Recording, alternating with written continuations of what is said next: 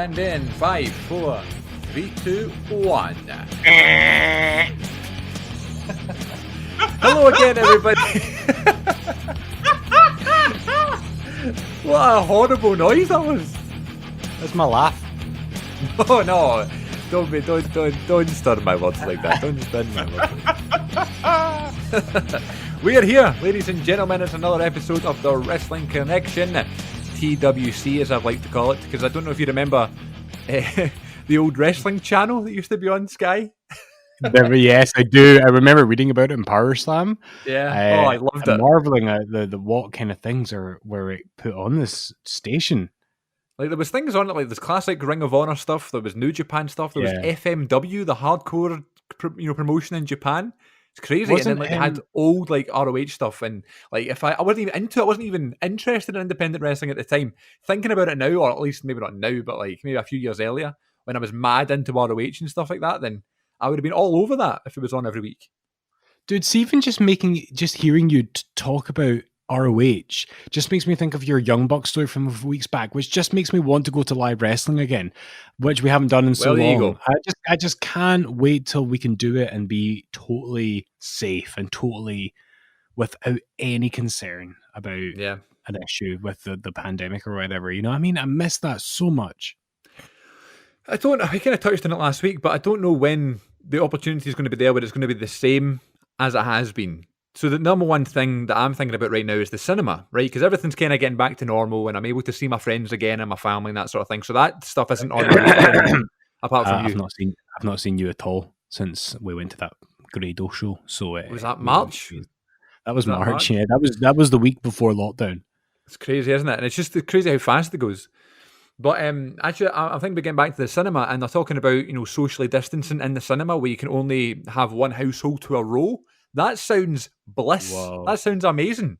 Not you have to be crumpled against these horrible people who just make so much noise at the cinema and talk and answer their phone and stuff like that. It drives me nuts.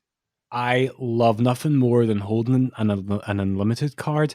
And I tell you something, right? Without digressing too much on a wrestling podcast about a non-wrestling topic, but that's okay. You see, before I met my amazing, incredible I'd Be Lost Without Her wife, right? Yes. When I was just like I got to a point before I met her where I was like, I'm just going to embrace being single until I meet the one. And that's kind of what happened. And so part of that was getting an unlimited card. And at that point, this is before I became a teacher, and I was working on a flexible hours contract, so I could kind of just do my hours in a week, so I could come and go as I pleased as long as I built up my hours. So if I saw a film going at like 2 p.m. on a Tuesday, I could go and see it. Yeah. And so I saw so many good films, and I would just book the front row on my own, and and you'd start to see the same people at these weird hours at the cinemas all the time doing the same exact thing. And you would get and I love the front row because I like to be, I know a lot of people hate the front row at cinemas, but I love it because I like to forget that there are other people there. Oh yeah, good shout, yeah. This is why I love it. And so I saw so many good films doing that. And the funny thing is, when I then, a few months later, would go on to meet my wife, I found out that she did the exact same thing. And we were there you go. Probably in the same theater at the same points at one point. And she relished that. And for quite a while, when we started dating, when we still had unlimited cards, we would do that. We would have 2 movie days and stuff like that before we had a dog or things to depend. If we had a real life, buying a house, things like that. That's not fair. But you know what I mean? Like it's it's something I look back on so fondly, and I love the cinema, but I especially love the cinema when I'm not aware of other humans. Yeah, no, I get you. Just having that kind of extra space and just being able to relax a little bit more and, as you say, escape. There's something about really getting into a film. I always tell this story on YouTube and stuff like that. But when I went to see the film I, Tonya in 2018. Great movie, excellent soundtrack. Really good soundtrack. Margot Robbie's one of the best, one of my favourites anyway. And there's this really, really tense moment where she's just in this performance of a lifetime, but she's a bit of an outcast. So the judges are about to give her this big verdict, and it's really going to either make or break her career. And all the people in the cinema are kind of on the edge of their seats. I'm one of them. I'm kind of grasping the arms of the chair, and I'm really getting into it and really nervous and holding my breath. And then all of a sudden, there's this person just on the other side of the cinema just makes all this noise. Just a scream comes out of this person, and they collapse onto the floor. So then Oh my we're god! sitting watching this really intense. I thought it was maybe the film was too much for him, but all these other people get up and start giving him CPR. Oh Someone stands no! up and starts going, "Oh, is there a medical person in the cinema? Is there a medical person? Not a doctor or a nurse or anything. A medical person to come and God, assist but this man." you lose your vocabulary in situations like that. Honestly, it's Totally, scary. totally. And so I'm sitting there and like, first of all, I was like, well, thanks for ruining the movie, mate. But then I was, Jesus Christ. but then I was like, I have to go help this man. So it was fine. But that was one of the moments where I was like, if this was an empty cinema, that would never have happened, and I would have got to finish the movie in peace. God. You wouldn't be the only person resting in peace if that happened, for God's sake. No, but I tell you I what, joke, though, I I do joke. remember I can't remember the movie, Tinker Tailor Soldier Spy, and it came out about 10 years ago, I think, in the cinemas. Right, it's like a war movie. I think I Right? bored Yeah, the yeah. living senses out of me at the time. So I went to see that with a friend. A friend who's also bought a house in the same town as me. It's like we're all getting so old. we're all about to turn 30 and we're all getting old. And I remember we were in the cinemas, like 3 or 4 of us, and that movie was on, and I did find it really boring, but not fall asleep boring. But tell that to the guy a few seats next to me who, at a really tense bit in the movie, we just heard. There's nothing worse. And and she went over, my pal went over and woke him up. It was amazing. And then he fell asleep again, and she went and grassed him up at went to the foyer and got people to go and talk to him, I guess. But I can tell one more. I know this is the wrestling connection. Can I tell No, please. one I more? love cinema stories. Right, one of the best films from the last 5 years, 2017, we got an absolute classic called Manchester by the Sea. Oh, I loved Manchester by the Sea. Almost made me Greek. Amazing film. And yeah, it's a real, folks, if you've not seen it, it's a real tearjerker, and I cried in the cinemas watching that film because it is so powerful. And that was one of the ones I saw like on my own, and I saw like just sitting in the front row by myself. But by this point, I'd started to see the same couple do the same thing as me. Like we would always end up at like a 11 a.m. showing of Moonlight or something. You know what I mean? Like there would always be a weird hour on a weekday because I was taking advantage of my my flexible hours contract. And one thing I noticed about this couple is that there was a guy and a girl, and they were about, I don't know if they were in their 50s or something, but like the guy would always, we all like to sit back in the cinemas and kind of lounge backwards, but he would take it to another extent. He would take it as if he was trying to fall into Bray Wyatt's crab walk. You know what I mean? So like his upper back and his head would be on his chair, and it felt like the rest of his body was like sprawled out on the floor. And he was a large man, so it looked bizarre. But I just found it comical. But one thing I noticed about them is something which is my biggest pet hate in the cinemas, and which I'm always the first to call out, and that is talking during the thing. But the thing is, they would never. Don't try and defend it, Chris. Oh no! That's what I was going to say. I just, why would you even? You're going to the cinema for one purpose, and that purpose is not to have a conversation. Yeah, you've actually parted with money for this. If there's a bar just in the same building as in Cineworld, there's a bar in Cineworld. It's expensive, but you can go there and talk for free. There's a Starbucks there. You know what I mean? Anyway, but the thing is, they would only have 1 or 2 comments during a showing, and I'd kind of let it fly because it was so sporadic, and it would only happen once or twice in a film. Whereas it wasn't like, 2 teenagers chatting for 15 minutes straight. Do you know what I mean? Like, so like, but they always would say really stupid things. And if for anyone who doesn't know, Manchester by the Sea is set in the States, in Manchester, in New England, like kind of New Hampshire. I don't really know, but it's Boston, Massachusetts, or Manchester. I might be embarrassing myself here. No, I read that idea, yeah, because my knowledge of American geography comes from Howard Finkel and Tony Schimmel. So that is set in that area, and it's very obviously set in that area. So even if you knew nothing about the film, you would infer from the title and then from like the exposition of the film that that's the setting, from everything from the accent of the actors to the visual representation, from the fact that I'm pretty sure it was filmed on location. So the film opens up with this beautiful shot, and you see the sea, and you see, hence the title, Manchester by the Sea, and you see a lot of the kind of surrounding architecture and just people living in that area. And this numpty next to me, sitting like, Bray Wyatt, about to have some sort of spasm, just says to his partner, "That's no Manchester," Oh, as if he's jeez. thinking of the north of England. You know what I mean? And it's the way that he said it, so proud of himself. Like, he pointed at the screen and go, "That's no Manchester." As if like the film has done wrong. Yeah. The film has So yeah, not well done it done, mate. correctly. You win.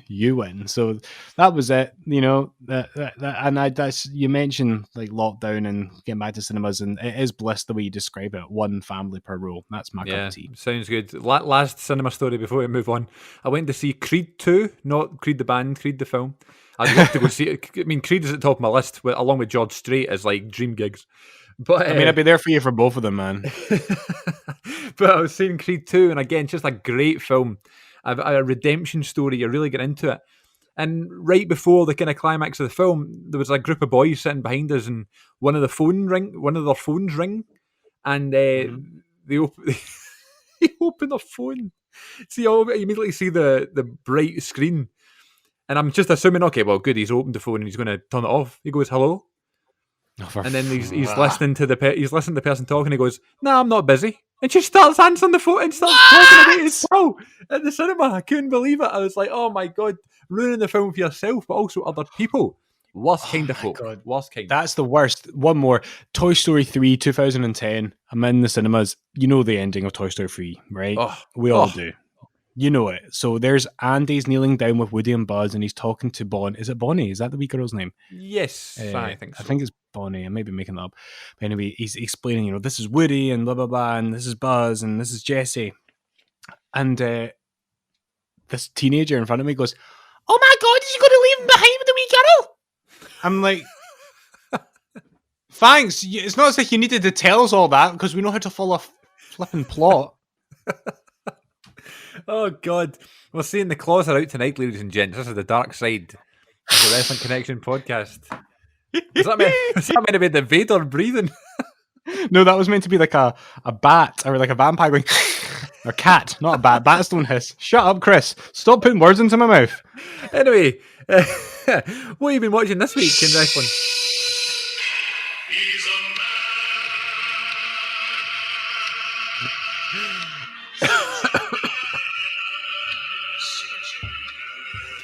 Right, Chris, I've watched 2 things this week in wrestling. Thank God you played that. Thank God you played that. I'm sitting here with my hard hat on. And it's like, that's like Peter Griffin wearing the big Mexican sombrero. That's Peter, right. We need you. It's been 34 days. We need you to take the head off. Oh God. I've watched the last few weeks, mate. Like, I've been honest with you that I've not watched a lot of wrestling, from Adult Commitments to The Last of Us Part 2. Oh my God, remind me to come back to that, because I finished it. It's so good. I'm coming back to that. Don't let me lose it, okay? I know this is a wrestling show, but in terms of wrestling, I have actually watched wrestling stuff this week. Oh my God.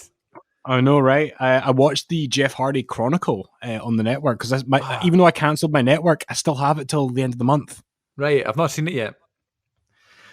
I would see it. Chronicle's good because it's only half an hour long, and it's almost like the Jeff Hardy one's almost like a condensed mini Last Ride in a way.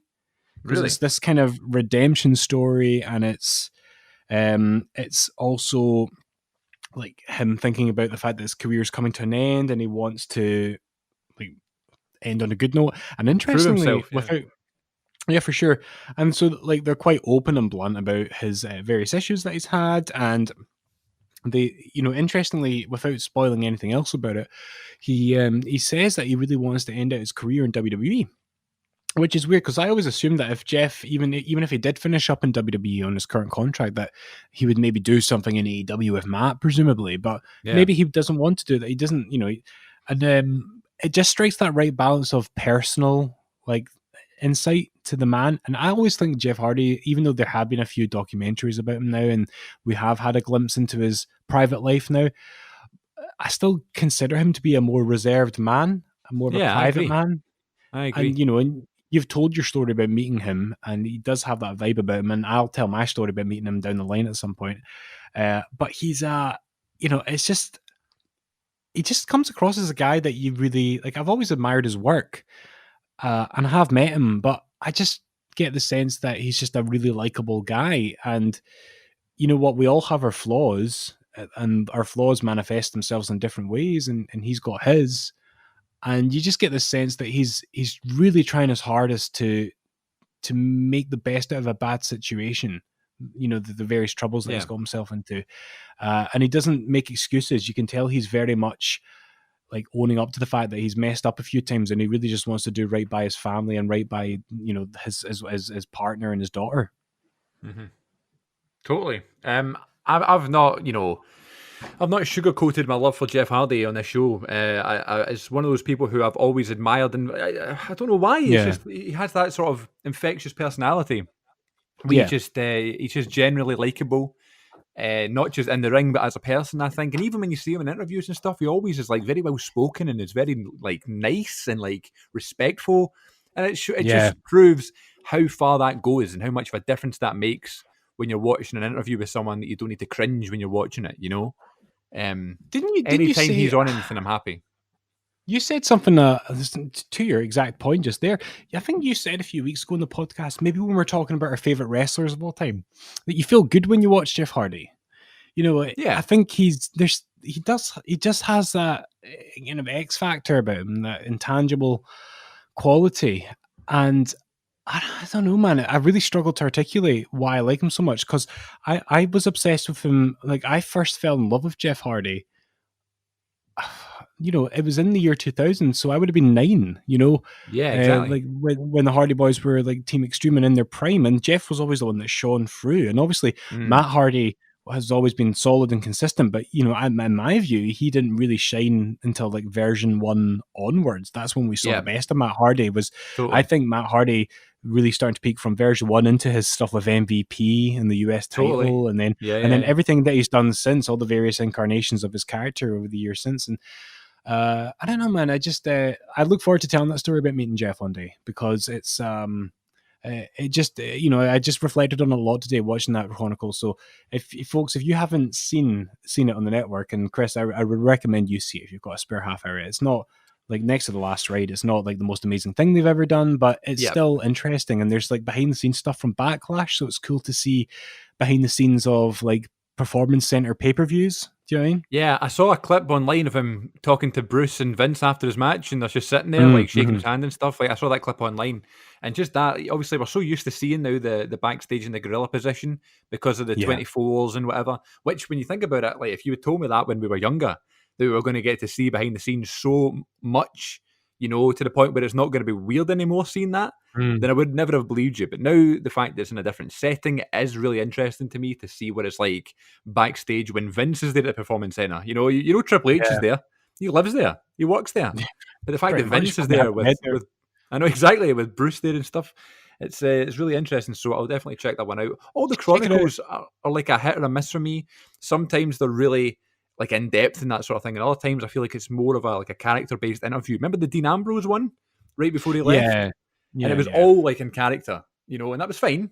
But then when he left WWE and then he did that podcast with Jericho, you look back at that and you go, he was in character because he was kind of shooting, if you will, and he was kind of doing a promo. But a lot of things he was saying were like how he actually felt and his frustrations with the business, So that's what I think Chronicle brings to the table. It's a kind of inside look, but maybe not too far in as a 24 would do or a 365 would do, Yeah, this is definitely one of the better ones. And again, without giving away too much, what I think pulled at my heartstrings, and it's not really that emotional when you watch it, but it just seemed to resonate with me, is there's quite a couple of moments in it where he's, Devon is helping produce his matches. Yeah. And it's like Jeff and Devon, and they're talking about swinging from with the tag titles in WrestleMania 16. Yeah. And it's just, to think about how far they've both come now, where he's now, retired and a producer, and Jeff is now looking for closure in his career. So definitely give it a try. The only other thing in wrestling I've watched this week is the Steve Regal "He's a Man" music video, hence the song earlier. Lovely. And folks, it's a beautiful work of art, like just what they made him do for that video.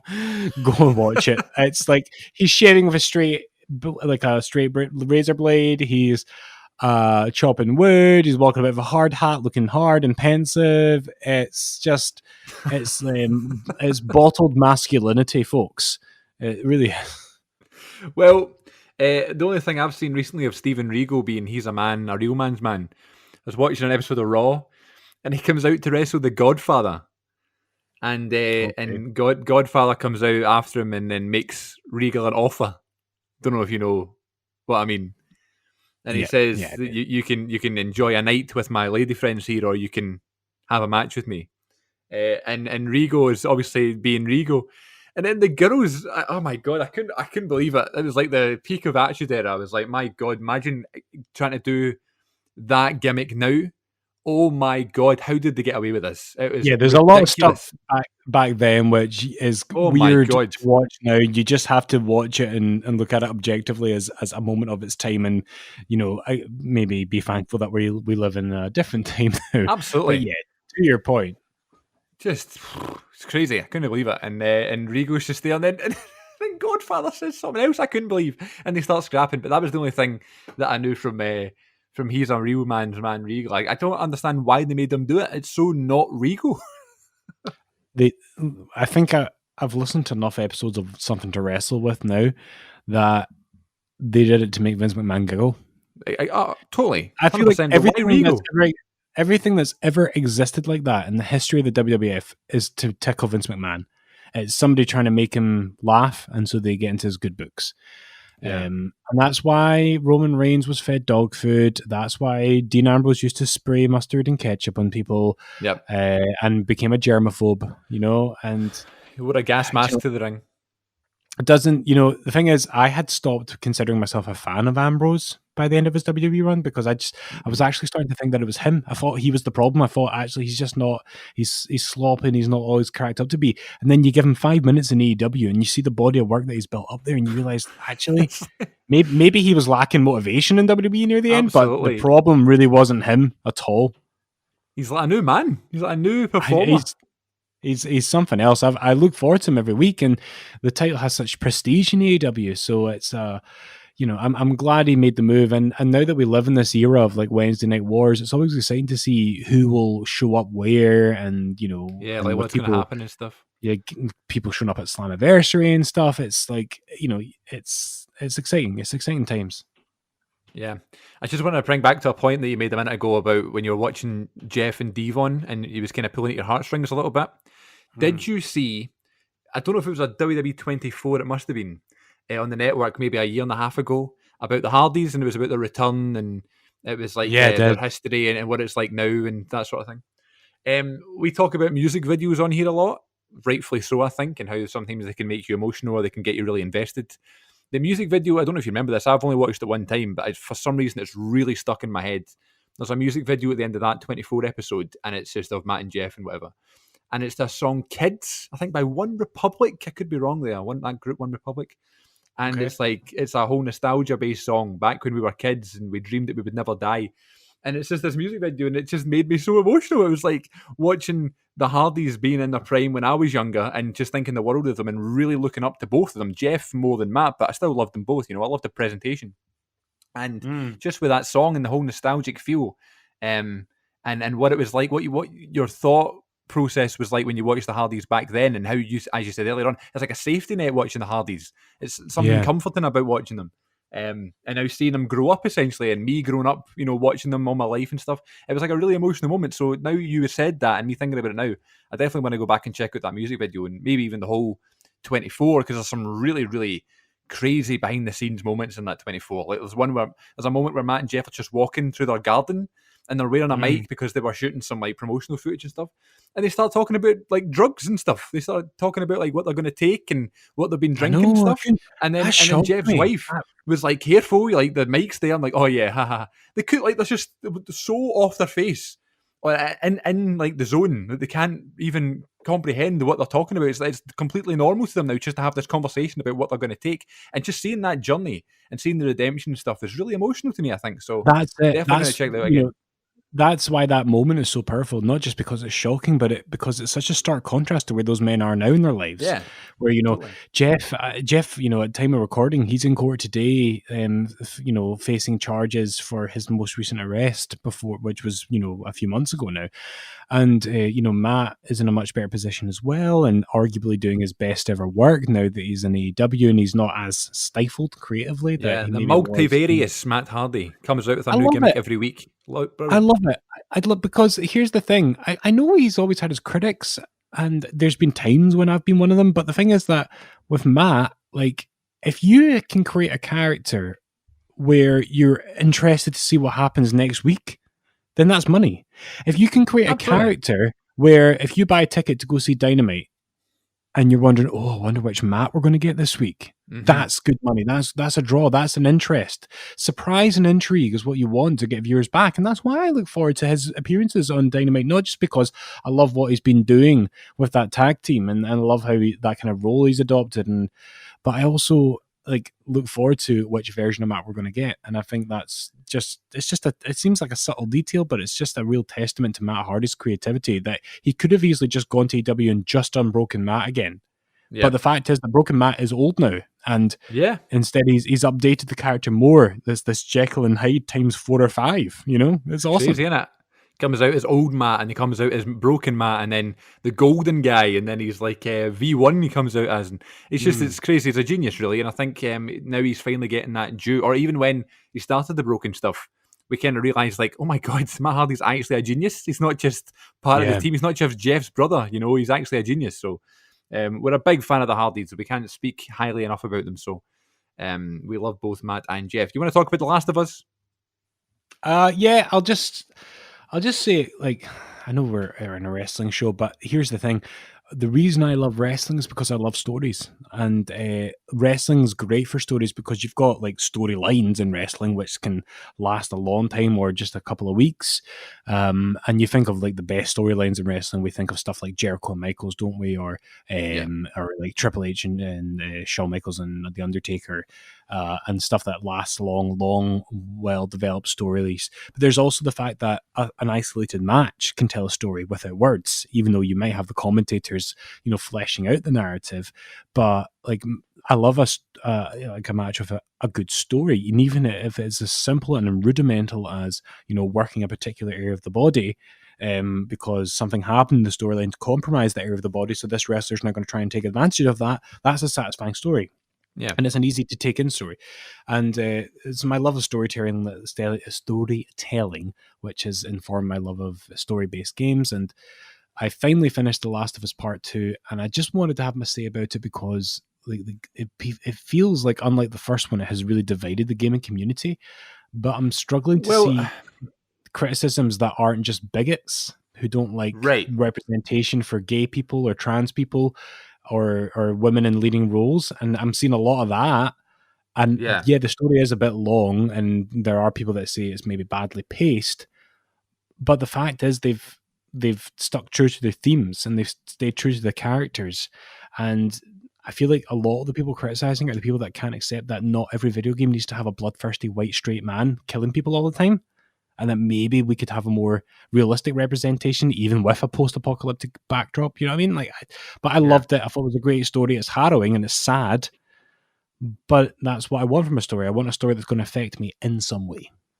As an outsider who hasn't played it or has no idea about the story other than what you've told me, I've noticed the kind of divide, but it seems to be leaning towards more people enjoying it and stuff. And it does seem to be what you're saying there. Like, people are just finding reasons to dislike it and people finding reasons to sort of gripe about it. But then you also see the people who are really positive about the game just being like, what are you on about? Do you know what I mean? And that tells me everything. That makes me go, right, okay, well, it's clearly not just a bad game. It's clearly a divisive game. And some people are looking for reasons to moan. And that seems to be quite frequent in the gaming community. And being a wrestling fan, I know how that feels. Anybody looking for something to be negative about, Star Wars is the same or whatever, So, totally. And I'm glad you enjoyed it. And I know there's loads of people in my life who love the game. Very, very few people I know that didn't like the game. So it's interesting to hear your thoughts. I'm glad it went down well for you. Yep. 31 hours of my life that I'll never get back. 31 hours? You could have been watching Armageddon 2002. I've still not got there yet. I'm still not there. You'll not be there for a while. I know, that's true. That's all right. That's all right. You can use my network if you want. Before we move on, I read a tweet earlier in the week from the @WWE on Fox Twitter account. And basically, but by the way, have you noticed that the people who run the Fox, Twitter accounts are like really funny? They post like ridiculous tweets. Yeah, I've enjoyed this a lot. So this isn't a really funny one, but they've just posted this tweet saying, "What is your wrestling mountain that you're willing to die on?" And I was going to reply to the tweet and just, with my frustration of things that I love that other people don't love. And then I started reading some of the replies, and a lot of them were the same, and a lot of them were this and that. And some of them are ridiculous. And I thought, what a great conversation to bring up on the podcast. So I ask you now, my friend, do you have like an opinion, a controversial view about wrestling that you love or that you think was great that a lot of people don't? I have mine off the top of my head. We're probably going to have similar ones. But if there's anything that jumps off the page to you from first glance. Okay, a few of them, and I don't want to get too negative on what is trying to be a positive podcast, but I think one of the first like glaring ones that we've talked about a lot is that Roman Reigns and John Cena can wrestle, and they are big stars, and they deserve to be. I would also argue that just because a wrestling promotion exists in your hometown doesn't mean it's untouchable or 100% perfect. Like I've enjoyed ICW over the years, but it doesn't mean everything that it does is perfect. Like there's a few things like that. Like I also think I also defend the idea that the wrestling industry is changing for the better, and again, I don't want to get too heavy with this, but one of the things that annoyed me with the Last of Us feedback is that game has, for once, like a good representation of a trans person on it, and to see the fact that the wrestling community sometimes doesn't seem to want to accept the existence of LGBT people. Do you know what I mean? It's improving, I would say, but then you look at the crap that Nyla Rose has to put up with regularly. I was just thinking about it. I was thinking on Twitter. Nyla Rose and Sonny Kiss was the other one that I thought of. He's had a terrible time. It's nice to see a lot of people are like, these people are great performers, great wrestlers. It doesn't matter about their beliefs or what they want. It doesn't matter about, you know what I mean? They're looking at the performer, which is who what they all are. wrestling should be. Absolutely. But you do see those opinions that are always going to be there. And it's not just wrestling, it's just life. If you're working with someone who has a different belief to you, or maybe a trans person or whatever, like there's always going to be those people that have those opinions and just want to drive it home. And I've never understood it, man. I've never understood it. What I like though is about what you and I try to do here is that we try and say, well, you can have your beliefs about people's identities or whatever, but surely wrestling, it can be the platform where we can have something in common. So I made the joke a few weeks ago about how The Undertaker is a 6-foot millionaire in America, but I could find common ground with him because we both love wrestling, and I empathize with his desire for closure when I moved from one part of my career to another recently. And so there's something that connects two people who would otherwise disagree on something. So to see wrestling turn into a platform for divide like that bothers me. And I sometimes feel like because some people hold so dearly to wrestling that they don't want to acknowledge that there can be problems like that in it. But the biggest wrestling thing that I would die on is probably the Reigns and Cena stuff to give a more lighthearted and more mainstream kind of response. I would also passionately defend Austin's heel run in 2001 as well, and the invasion. That's where I was going. That's my one that I typed and tried to word correctly on Twitter, and I was like, it's even. Right. I don't know if you do this when you tweet something. You kind of go, I don't like the way it looks. I don't like the way it reads. I'd rather just speak it. You know what I mean? I don't want to. I can't write down my words. I can't write down my thoughts. It's just more in the heart sort of thing. But the invasion is mine 100%. I didn't bring up this thing to sort of bring up to try and get some negativity going or whatever. I just wanted to know if there was anything that you would passionately defend if someone told you something was stupid that you like, which happens all the time. Because people were replying and to that tweet about the invasion, like, I actually quite like the invasion, blah blah blah, and folk are replying to that tweet to a complete stranger who they don't even follow. Like, you're wrong. You don't like wrestling. You know nothing about wrestling. And that just kind of bothered me this week, and that's kind of why I brought it up. But the invasion is my one. It goes hand in hand with Austin's heel turn, really. And the reason I loved it. So sorry, go on. I was just, sorry to interrupt you. I'd love to do a whole episode about the invasion one day. Absolutely. We'll do it. We could speak about the invasion for hours, and I think we will one day. I think that's a good shout. We could even do a watch along to maybe like Survivor Series 01 or even the Invasion pay per view or something like that. I don't know. Yeah, for sure. But yeah, I'd love to do that. But I don't know what it is about the invasion. I will admit, like a large part of me thinks that the reason I love it so much is because it was like the thing that got me hooked. You know, that kind of sentimental feeling towards it. But like I rewatched the whole thing when the network came out, and it's still just as fun. It's as unpredictable. The crowd, I don't know what people were, talking about in terms of, everybody hated it. The crowds don't seem to hate it. You know what I mean? They're all electric during the shows. You were saying last week about hot crowds. You were talking about Rock and Austin, right? And, maybe they weren't as wild and as raucous as them, but they weren't far away from it. Like, they were popping like crazy for that stuff. And this is the thing. There has been so much retrospective criticism of it. Oh, we wanted Hogan, we wanted Sting. Yeah, that would have gone really well. But there was never at any point in the invasion a chant of "We want Hogan" or "We want Goldberg." Nobody ever chanted that. Everyone just loved it. They were so immersed in the stars that the WWF had built up and the stars they had brought in. And as far as I'm concerned, they made DDP a bigger star. They made Booker T a bigger star in that angle. And I know he was a big deal in WCW. Of course he was. That's not taking anything away from it. But he got introduced to a new audience and quickly rubbed shoulders with Austin and The Rock. Like, obviously the invasion could have been done better, but so could have the Montreal Screwjob or the rise of DX or Austin. Everything could be done better. Wouldn't it have been better if Hulk Hogan had finally wrestled Bret Hart in the 90s before he went to WCW? Like there's so many ifs and shoulda, coulda, wouldas, but for what we got, sorry, I'm getting really passionate about this. But for what we got, it was good. And I was the target audience at that point. I was a wee boy. I was 10 years old. I went to see it live. Did I ever mention that I went to Rebellion 2001? I saw it, and the crowd was hot. I guess I can't accept that it was bad programming. Yes, relative to what you could have dreamed of, that's great. But I could also imagine a scenario where Steve Austin sprouts wings and breathes fire all over Hulk Hogan. That didn't happen either. I'm not moaning about it. No, well, I've got 2 points to that then, right? So Booker T became a bigger star because when Booker T was the big deal in WCW, there was about 2 million people watching WCW, right? And about 8 million watching WWE. So as soon as Booker jumps over, then 8 million people becomes fans. I don't think there's any doubt the fact they became a bigger star. Same with Mike Awesome, same with Lance Storm, people like that, Yeah. And also about the whole Hogan and Goldberg and Sting thing. But my argument towards that is they weren't there.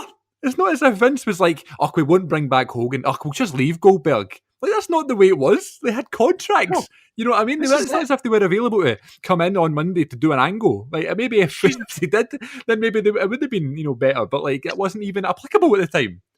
Especially with those guys who had been working full time for so long. If you've got the option to take a year off on huge money or sacrifice that contract and earn less money, busting your body for Vince McMahon, when you know fine well that your name value is just going to be even more intriguing in a year's time when you've earned money for nothing and you can rest up your body. And then you think about Sting and Hogan were advancing in years at that point. Absolutely. Goldberg as well. Goldberg didn't even want to be there.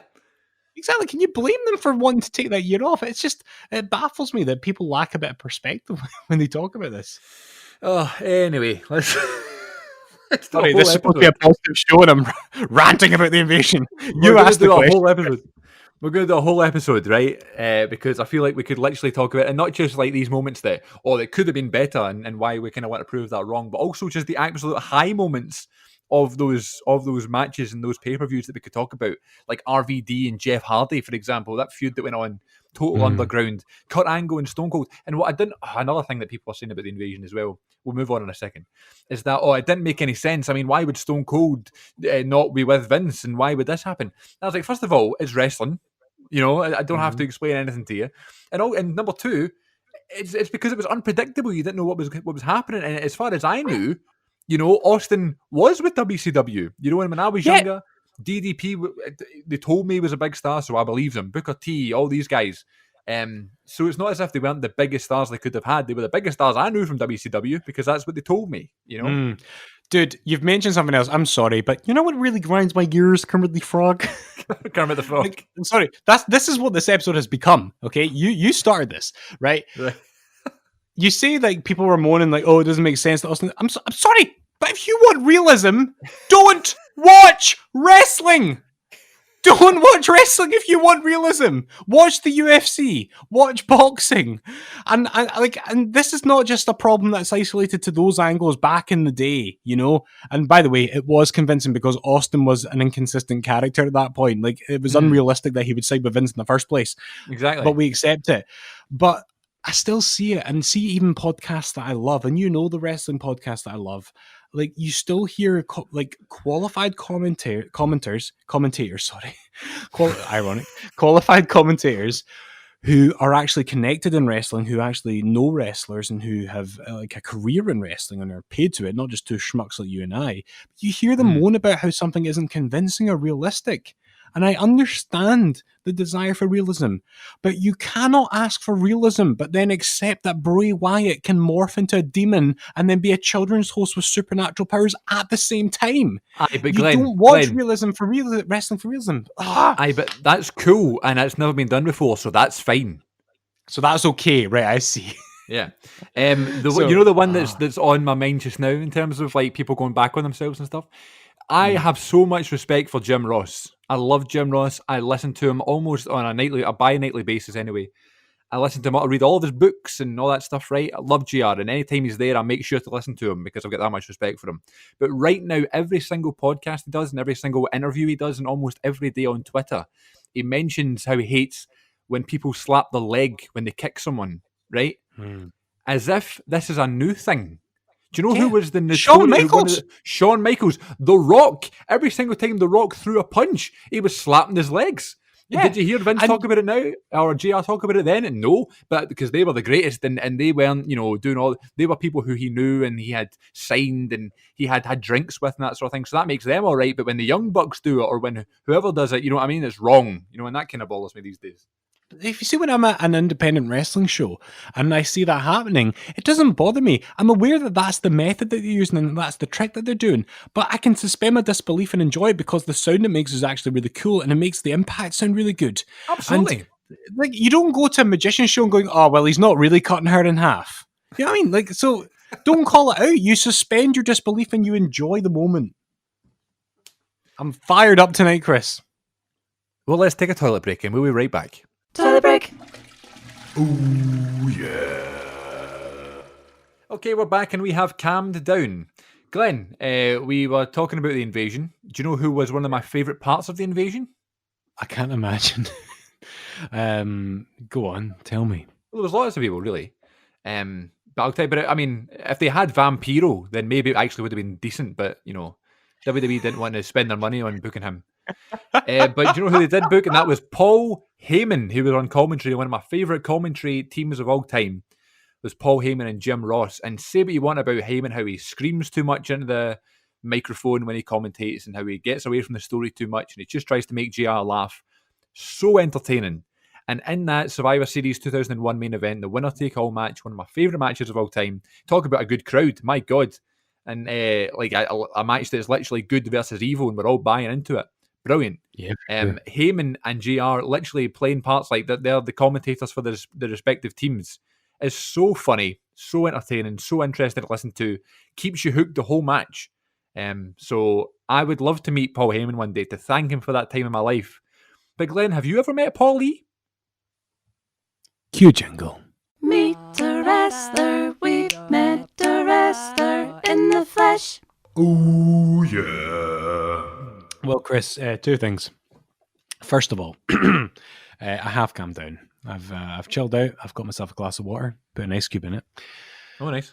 I've taken a few deep breaths, and yeah, I'm ready. Yeah. So to answer your question, Chris, yes, indeed, I have met Paul Heyman. I'm glad you asked. Just fortunate that you did so whilst we were recording the podcast. It's good that lucky. So for this segment. I met Paul Heyman when he came to the UK with Inside the Ropes in 2016. We recently had the 4-year anniversary of this, and that really kind of, you get these kind of things like on social media on this day and memories on this day that kind of shock you, and you realize how much time has passed since a treasured memory. And that was a big deal for me, that Inside the Ropes show. Like, I'd been to a few of their shows in the past and met a few wrestlers, but this was by far the biggest show they'd done. Well, yeah, I mean, no disrespect. Like they had done a Sting tour prior to this, actually, and in fact, they had Sting over in Glasgow like just before he wrestled Seth Rollins at Night of Champions. Really? Yeah, it was shortly before that, but after WrestleMania, so that he could talk about like the Triple H match and stuff.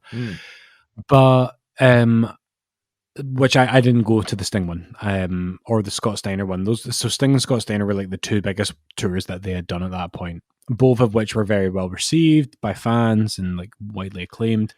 Can I ask a question? But go for it. So, you didn't go to the Sting one, but you must have seen pictures, surely, of it. Yeah, for sure. Did he do the whole show in makeup? That's a good question. I know he did the photos in makeup. I don't know if he did actually. It's like when I went to the Goldust one. That's another story. I've met Goldust a couple times, but one of the times I met him was at the Inside the Ropes Goldust show, and he did the photo op in his makeup, but then he washed it off for the show before the show. So maybe it was that then. Yeah. It might have been like that, but I'm not sure because the makeup doesn't look good on Sting after a certain while. Remember when they lifted the statue up and half of it had peeled off? You know, when he was supposed to be that was good. Yeah, that was funny. That was a great angle, though, wasn't it? Like, it was really good, and it's just a shame how it went. Like how it nearly ended. Well, I guess it did end Sting's career, but it really hurt him. You know. Like literally not just a career, but it hurt him as a person. It was physically bad on his neck. And it didn't do much for Seth Rollins either. Folk just calling him dangerous and stuff. But I like the idea of it, and I like the fact that Sting was such a big idol to Seth. When you know those stories, I don't know. Maybe it's just me being that kind of different sort of wrestling fan that looks at different things. But I like the idea that Seth was in there with his hero. You know what I mean? Yeah. I tell you what, though. I mean, I do hope that is Sting's last match. You know, there's always these persistent rumors about Sting and Taker. I really don't want to see that. Like if you'd asked me 15 years ago, I'd like, yes, take my money. Absolutely. But the thing is, even despite the injury, that's not a bad match. It was definitely a good night for Rollins, despite like what you mentioned about people calling him dangerous. Like it was a good match. But I digress. Paul Heyman. It was an exciting summer for me because I mentioned earlier on in the pod how when I was newly single, I was doing everything for myself, and I was getting like cinema tickets just for me and nobody else. And I started buying tickets for all kinds of things. So like I remember getting front row tickets to see Dead and Brown that year, and bought tickets for like ICW Fear and Loathing, for Raw and SmackDown at the Hydro, and for Paul Heyman as well. So for a lot of my fandoms, but particularly wrestling, I indulged a lot. So I went to a lot of ICW that year, and I went to a few Inside the Ropes shows and some WWE and some indie shows and stuff. So this was kind of like one of the kind of cherries on the cake for that kind of time in my wrestling fandom. So Robert and I bought the tickets, and we wanted to fork out for VIPs. And I didn't realize how nervous I was about meeting Heyman until getting confronted with it. Right. So this is the thing. Like this was before I knocked Shawn Michaels' hat off his head. Like this is like 2016. And it was, they just announced that Brock was going to wrestle Randy at SummerSlam. So that was kind of fresh on people's minds. Right. And so we queued up as you do at these shows, and it was at the it was at ABC, one of my favorite ever venues in Glasgow, and I'm so sad that it burned down. Too. R.I.P. Seth Rollins was out of control that day. It took me too long to realise that there. Sorry. Honestly, man, I've got so many good memories there just on nights out alone, I'd seen shows there and stuff and concerts and stuff, but like in the wrestling, but like just in terms of going out with friends and stuff, so many good nights there. It was a great clubbing venue, it was a great music venue, and it was a great spoken word wrestling show. And like there was such a buzz about the show that like I'll get into in a second, but I'll go through it chronologically, and I'll start with actually like the meet and greet, but I have more of the story that goes on beyond that and into the night. So like we had these VIP tickets, so you could go meet him in the afternoon, and then if you wanted, you could go away, and you're still guaranteed like your really good seat in the evening, which was ideal for us, so that we could go away and get some food and then come back. So we would go for that same nerve-wracking, wonderful process of queuing up and getting your first glimpse of the talent. In this case, of course, it's Heyman. Magic. It's just such a great feeling, and because Heyman was and still is such a mainstream figure in wrestling, so we're standing in the queue, and I mentioned a few weeks ago, Robert likes to go first at these things, so he was ahead of me. And why is that, by the way? Why does he like to go first? I don't know. You'd need to ask him. I genuinely don't know. I don't know if it's a nerves thing and he likes to get it over and done with. I've never asked him that. It's a good question, but we should have him on and ask him that. But he's always been the same. He always likes to do it first, and then I go after him. Hilariously, this preference of his led to hilarious consequences on this day. So I'm really, really, really freaking nervous. So we were queuing up, and Robert goes and meets Heyman, and it's really kind of run of the mill. It goes really smoothly. He's always really good when he meets the wrestlers, Robert. So if he feels nervous beforehand, he's always really cool with them. And so he's having a nice interaction with Heyman. I can't hear what he's saying to them, but he's like signing the stuff. They're taking a picture. In the meantime, I'm talking to Sondra, who's one of the podcast hosts on Inside the Ropes, and she was there kind of helping out with getting the queue moving and telling people when they can move on to meet the talent and stuff like that. And she's from the States, so I was talking to her about coming over from the States.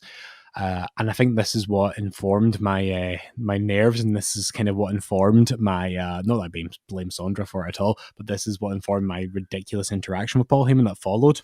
So I need to paint a really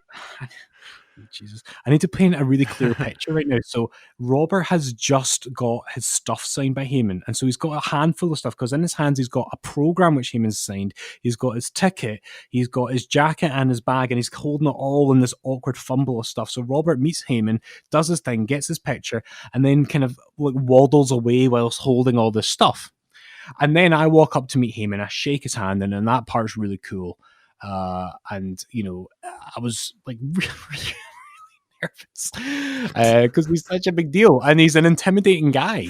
And he doesn't mean to be, but and you think about it, like Heyman is like a legend of wrestling, and you think of all the things you could say to him, all the insightful, informative questions you could ask him, the way that you could really push his buttons and get into the inner psyche of Paul Heyman, even with just those few precious seconds that you have with him.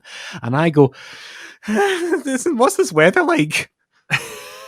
Yes, because it was July and it was raining. Yeah. So, and he did nothing. He just smiled at me, and then I went, "Thank you so much for coming." And then he looked at me and he went, "Yo, it's my pleasure. It's my pleasure." Like in a typical Heyman. Yeah, just people pleasing Paul Heyman. Yeah. And so then he does that kind of man handshake and takes me right in, and we took this picture where I look so, like, I'll put it on the Instagram. I look so terrified in this picture. I'm doing this kind of smile, you know what I mean? Because I've just said, I'm in my mind, I'm going, why did I just ask Paul Heyman what he thinks of the weather? You had one chance to meet a bona fide wrestling legend, and you ask him about the weather. You sound like the guy that works at the Krusty Burger in The Simpsons. Mr. Fredrickson, I did it again. Mr. Heyman, what is this weather all about? So like he signed I bought, this is one of the cool things, like one of the coolest things I've signed. I bought the Blu-ray, the Paul Heyman, Ladies and Gentlemen Blu-ray, and that's the only signed. It's great, isn't it? It's the only signed Blu-ray I've got. I've got a couple of signed DVDs, I think, but the only Blu-ray I've signed is that Paul Heyman one, Ladies and Gentlemen, and so that was cool. So like I bought that at the merch stand, thinking that would just get an 8x10, and I saw that and thought, like, I'm going to get that. So he signed it, and do you know what's really cool about that is that he doesn't do signings very much. So signed Heyman items are hard to come by unless you've been to one of these shows. He's done a few things with Inside the Ropes now. Right, so hello everyone. So full disclosure, what you're now hearing is being recorded mere like a matter of days after Chris and I first sat down and spoke about the whole meeting Paul Heyman saga. And the reason we're doing this is because we recorded that part of the episode, and I then went to hang out with my good pal Robert, who loves the show and is always entertained by it. And Robert was with me that day when we met Paul Heyman, and I realised when I was sitting looking at Robert, and he was going on about something else, and I just went, "Oh my God, Heyman!" And he just seemed really confused because he was talking to me about the weather or something. Well, no, or the housing, because we're buying this house. No, it was you that was speaking to Paul Heyman about the weather. Exactly, right. Get it right. So I then realised that easily the most memorable part of my meeting with Paul Heyman, I totally glossed over. And I think it was because I was so wrapped up in my own embarrassment about what had happened with the fact that I met one of the most interesting, when it comes to like wrestling promoters. I mean, there's a good argument that you could put him on the Mount Rushmore, not because of because of the cultural significance of what he did. So you've got this Goliath of wrestling right in front of you, and you start talking to him about the drizzle in Glasgow. I was so shook up about that when I was recounting it to you, Chris, that I forgot about the most important part. I mean, I hope I'm not building this up too much, but I think it was worth going back to just so we could chuck this detail in. Are you ready for this? Hit me with it, because I feel like I know where you're going to go with this, but then again, I've not heard this part of the story yet, so I'm excited. Right, well, I've told a few stories in the past about going to various Inside the Ropes show, and with very few exceptions, I've always gone to those shows with Robert. So Robert's now, because it's July, right, and it's hot outside, but drizzly, let's not forget that it was drizzly. Yeah. Robert's now carrying, like, in his hands, he's got his program was signed, which is opened up, so it's taking up more space in his hands. He's got his bag, he's got a jacket, and he's carrying all this stuff. He might even have my rucksack as well. And so then I move up, and just before I can start talking to Paul Heyman about the weather, and I think this is what caused me to lapse into talking about the weather, you just hear this crash, bang, thump in the background. And Heyman, his attention is gone. He's no longer interested in me. And he turns around, and there's Robert on his hands and knees on the floor.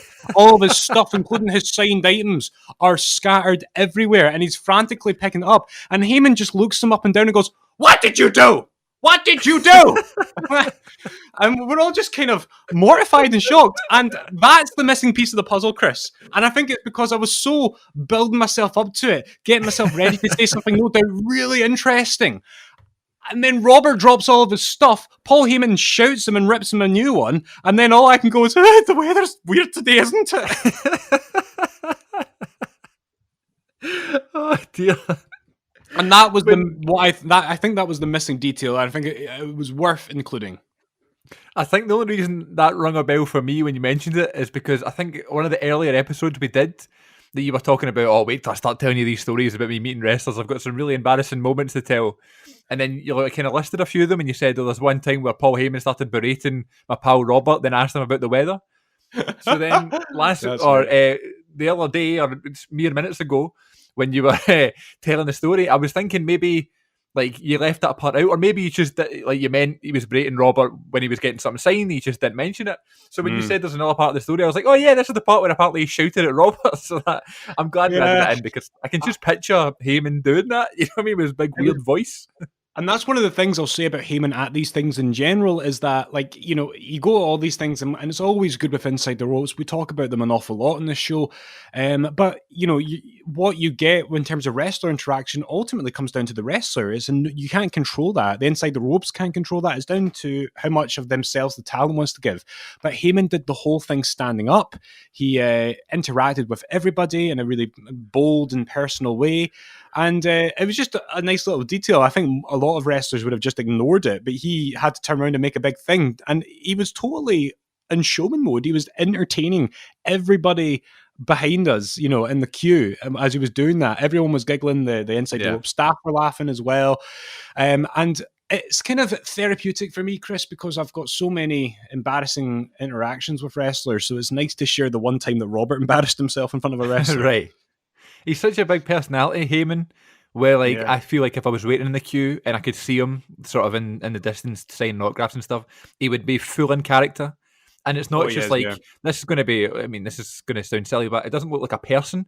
It just looks like a kind of character. It looks like a thing, you know, and it's like an event that's happening over there, and it's just Heyman and his aura and what he's giving off. And I would love to meet him one day, and hopefully by the continuation of this episode, you will hear my desire to meet Paul.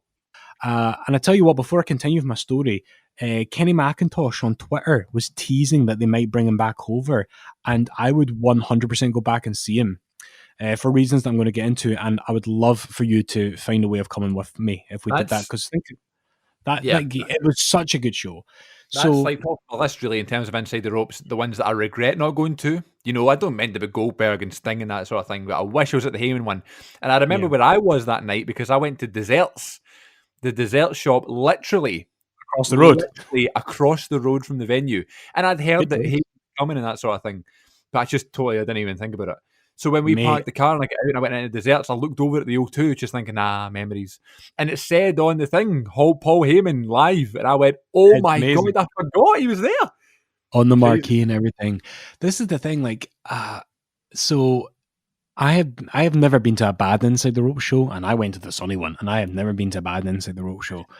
But that is, easily the best one I went to. And he was just such a showman. So you fast forward a few hours, I've got over my embarrassment. Why did I ask him about the weather? I don't know. Anyway, so I've got over that, and I'm seeking to redeem myself. And we get to the show, and there's a buzz in the venue because it's such a big venue for something like that. So we get our really good seats, and and the place is packed with wrestling fans, and you look around, you go, oh, there's Wolfgang, there's Adam Blompier from What Culture, there's King Roth, there's these guys are everywhere, and I took pictures with those guys. It was really cool. And like everyone who was somebody on wrestling YouTube or in ICW was there. Mark Dallas was there walking about, and so it felt special, just to see the people that were just audience members hanging out there. That's cool. And so we sit down and the show happens, and you don't need me to tell you how good Heyman is with a microphone. And he was excellent. He was, the stories that he told were brilliant.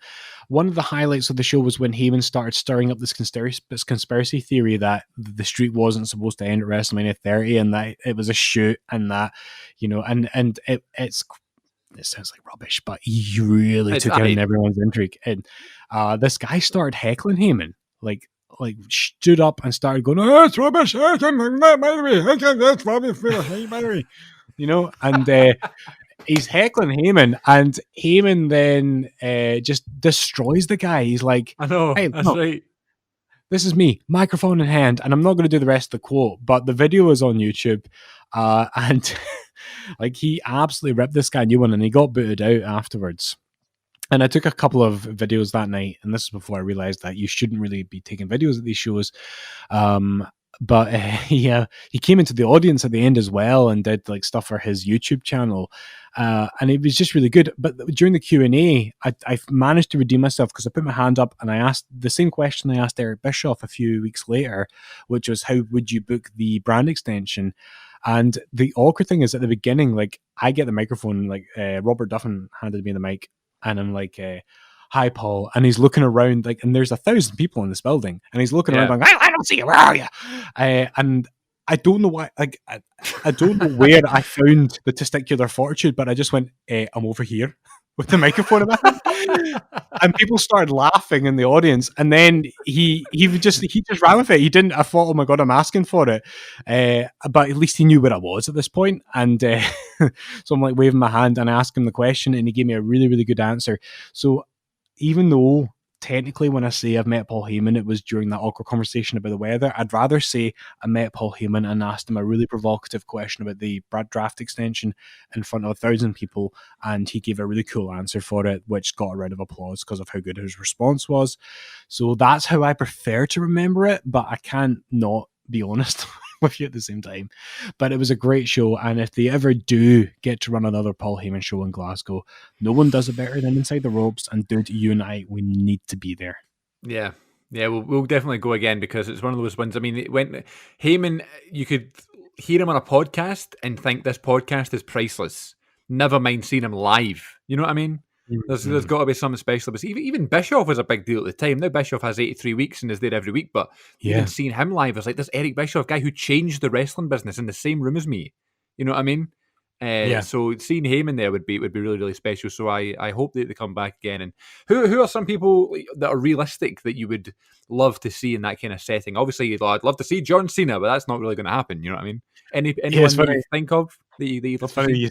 You say that because like somebody tweeted Inside the Ropes and they were like, "Do you get sick of people asking if you'd consider bringing somebody over as if you'd never thought of it?" And they were replying like, "Yeah, as if we'd never thought of bringing over Hulk Hogan or John Cena or Steve Austin." You know what I mean? And like I'm like pretty confident they've inquired about people like Austin and Hogan, but the fact is that these people, have big price tags, and it needs to be financially viable for them. It's a good question. You see, when we got Coachman to do that that introduction for our podcast, folks, go back a few weeks in the podcast. We've had Jonathan Coachman on, and he did a really cool introduction for us. And I just think, people like him, like that's maybe not an ABC kind of draw, but the stories he would have to tell, like, because I remember they did like a wee show in a wee pub with the guy that jobbed out to Braun Strowman, who was with Carmel. What was his name again? James Ellsworth. Yeah. Right, aye. So like something on that size you could do with us. That's why I like that Inside the Ropes offer a bit of variety, and they don't shy away from doing these smaller shows. Like if they brought Justin Roberts over, you know what I mean? Like, that would be a cool show. And that's realistic for them to bring him over. If they brought Jonathan Coachman over, and you know what I like is that whenever you buy a ticket on their website, they always ask in the wee dialogue box, who would you like to see come over next? And you always fill it in. So I always like to put a realistic name in there. But even like somebody like if you think of somebody like Santino, for example, if he was over doing like a UK show, if they could bring him in and it would be an affordable ticket price, even for a meet and greet at a smaller venue, like the stories would be cool. Like it would be awesome to hear because I think this is the thing, because Inside the Ropes has had such success bringing over Hall of Famers that people just expect that from them. But there's a lot to be said for their smaller shows. So to answer your question, I'd love to see them bring over Austin. Not that I could afford to go and see it.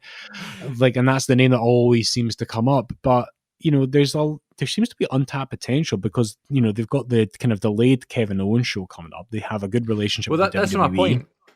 Yeah, I was going to say, like, we can't say, we want John Cena, we want Roman Reigns because they're with WWE. Well, they've got Kevin Owens for some reason. You know what I mean? I don't know how they've done that. So they've got Kevin Owens coming over.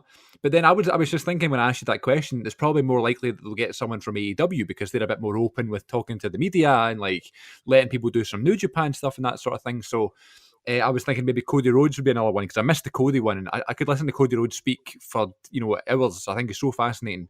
And they've got the Omega one coming up. Of course. I guess they cancelled it, but I'm sure they'll reschedule.